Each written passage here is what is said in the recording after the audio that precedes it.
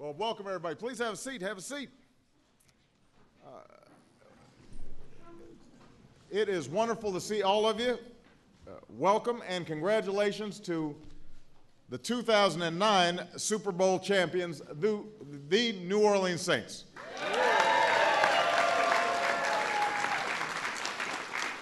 I want to start by recognizing some folks in my administration who are big fans of this team. Lisa Jackson from the EPA, Secretary Donovan from HUD, Craig Fugate from FEMA. We've got a few very proud members of Congress with us, Senator Mary Landrieu and Representative Steve Scalise are in the House. Congratulations to the owner, Tom Benson, who has led this team through times that would test anybody. And General Manager Mickey Loomis for building this extraordinary championship squad. Congratulations to your outstanding head coach, Sean Payton, who's done just great work.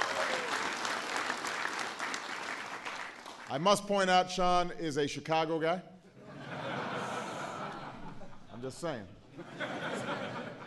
By way of Naperville, you've got to be tough to be a Chicago guy. I make some tough decisions every day, but I never decided on an onside kick in the second half of the Super Bowl.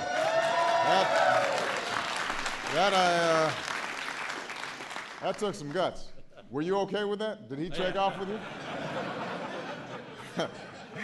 Yeah. I'm glad that thing went all right.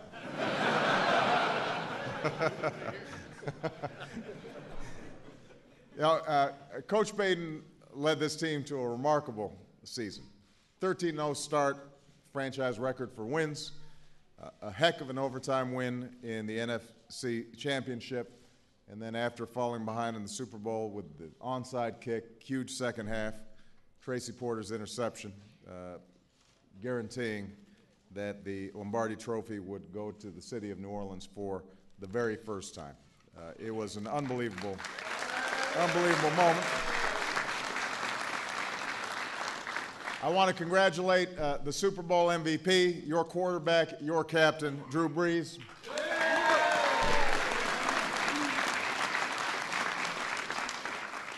I have to say, all of us were very excited after the game. All my wife wanted to talk about was Balin, that little boy sitting with Drew, and everybody going, oh, which I'm just saying, you made a lot of fans that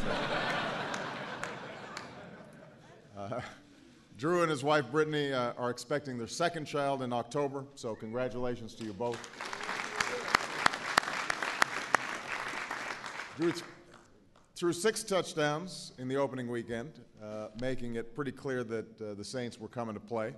And over the course of the season, he set a new NFL record for accuracy, completing more than 70% of his passes. I have a few staffers who were thrilled to have Drew on their fantasy team, so they are grateful for that. And by the way, this is not Drew's first time to the White House. Last year, we filmed a PSA, some of you may have seen, encouraging America's youth to get 60 minutes of physical activity every day. He tossed me a nice tight spiral that I then lateraled to a kid on DeMarcus Ware's shoulders.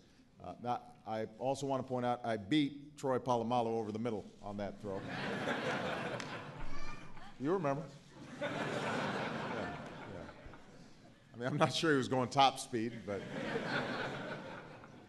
finally, Drew's agreed to serve as co-chair of the new President's Council on Fitness, Sports, and Nutrition.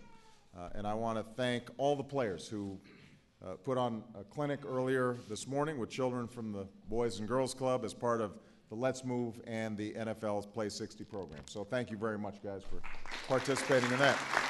So, look, this was an unbelievable season.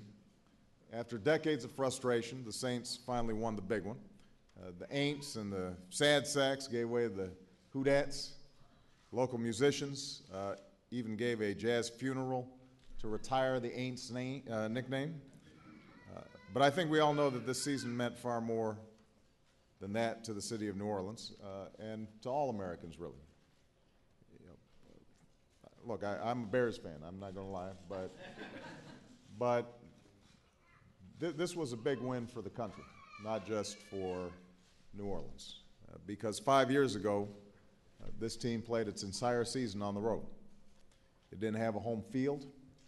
The Superdome had been ruined by Hurricane Katrina. The heartbreaking tragedies that unfolded there when it was used as a shelter from that terrible storm lingered all too fresh in a lot of people's minds. And back then, people didn't even know if the team was coming back. People didn't know if the city was coming back. Not only did the team come back, it took its city's hands and helped its city back on its feet. You know, this team took the hopes and the dreams of a shattered city and placed them squarely on its shoulders. And so these guys became more than leaders in the locker room, they became leaders of an entire region.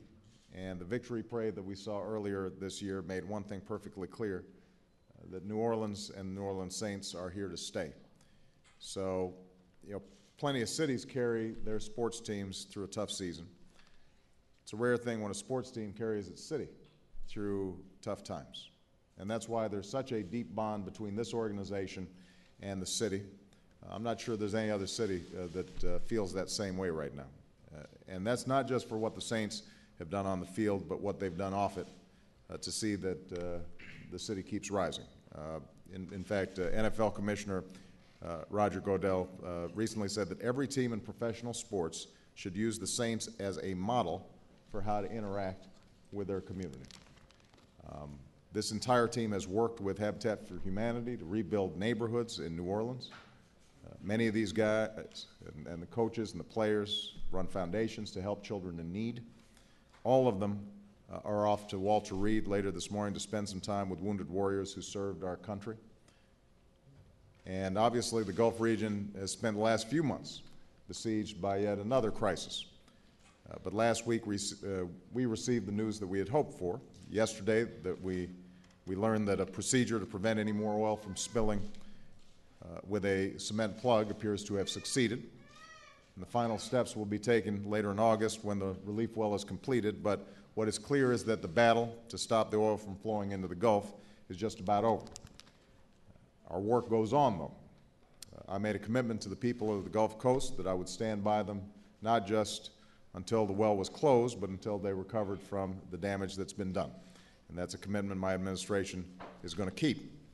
So with the ongoing reopening of Gulf fisheries, we're excited that fishermen can go back to work and Americans can confidently and safely enjoy Gulf seafood once again. We're certainly going to enjoy it here at the White House. In fact, we had some yesterday. While they're here today, several Saints players are going to spend some time teaching our staff their favorite Gulf seafood recipes. So who's cooking? Which one? Somebody. It's you back there. Isn't it? All right. And Sam Cass, the White House, he's very excited. He's very excited. And after weeks of hearing about food from our response teams down in the Gulf, I can tell you that our staff's excited about the 30-foot po' boy we're serving at lunch today. But let me just say in closing, we are very proud of this team, and we are very proud of the owner of this team, because it required a great commitment on your part to help pull this team and this city along. And so there is a heartfelt congratulations, not just from those of us here in the White House, but I think all across America. These are big guys with big hearts and shoulders big enough to carry the hopes and dreams of an entire city with them. So with that, congratulations to all of you. New Orleans Saints, 2009 Super Bowl champions. Congratulations.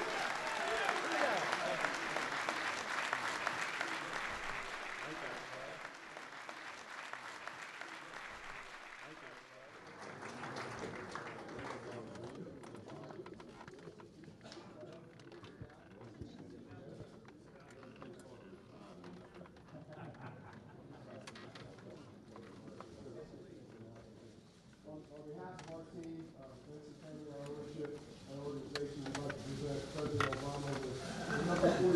Might have